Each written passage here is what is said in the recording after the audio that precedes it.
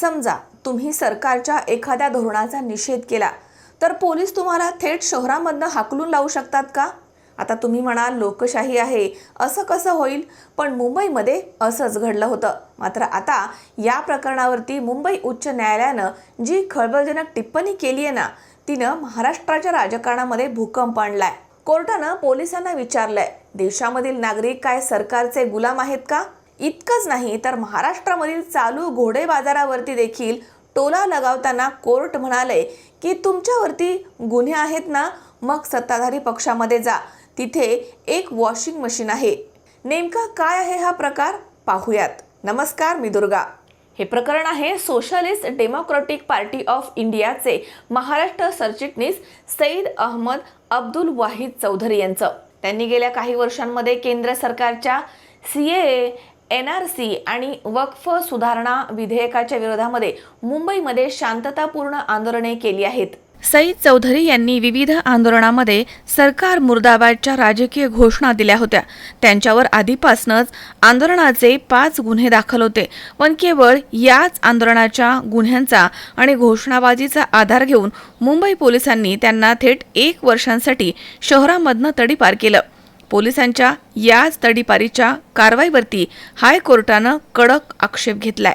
म्हणजेच फक्त लोकशाही मार्गानं विरोध केला म्हणून त्यांना स्वतःच्याच शहरामधनं बाहेर काढण्यात आलं.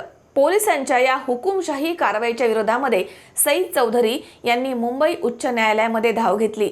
न्यायमूर्ती माधव जामदार यांच्या खंडपीठाच्या समोर जेव्हा याची सुनावणी झाली तेव्हा न्यायमूर्तींनी पोलिसांना झापताना देशामधील इतर मुद्द्यांवर देखील बोट ठेवलंय.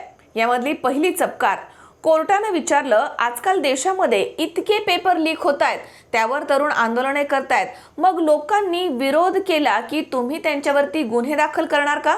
आता दुसरी चपकार, न्यायालयानं पोलिसांना ठणकावून सांगितलं की पोलीस हे मुख्यमंत्री किंवा पंतप्रधानांचे वैयक्तिक नोकर नाहीयेत, ते जनतेचे सेवक आहेत.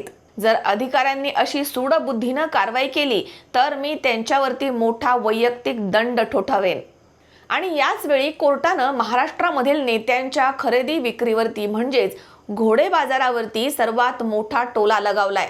न्यायमूर्तींनी याचिकाकर्त्याला उद्देशून म्हटलंय की अहो, तुमच्यावरती गुन्हे दाखल आहेत ना, मग तुम्ही सरळ सत्ताधारी पक्षामध्ये प्रवेश करा. इथे एक वॉशिंग मशीन आहे, त्या मशीनमध्ये तुमचे सगळे गुन्हे धुवून स्वच्छ होतील. मग पोलीस तुमच्यावरती अशी कोणतीही तडीपारीची कारवाई करणार नाहीत. कोर्टानं तोंडामधनं हे शब्द काढले असले तरी अंतिम लेखी निकालामध्ये या वॉशिंग मशीन विधानाचा समावेश केलेला नाहीये.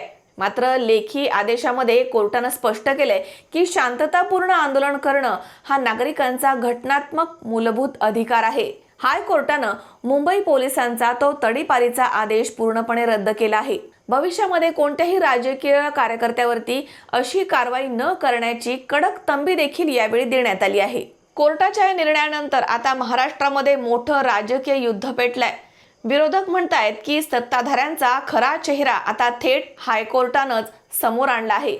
तर सत्ताधाऱ्यांच्या मते ही केवळ कोर्टाची तोंडी टिप्पणी होती, याला अंतिम निकाल मानू नये.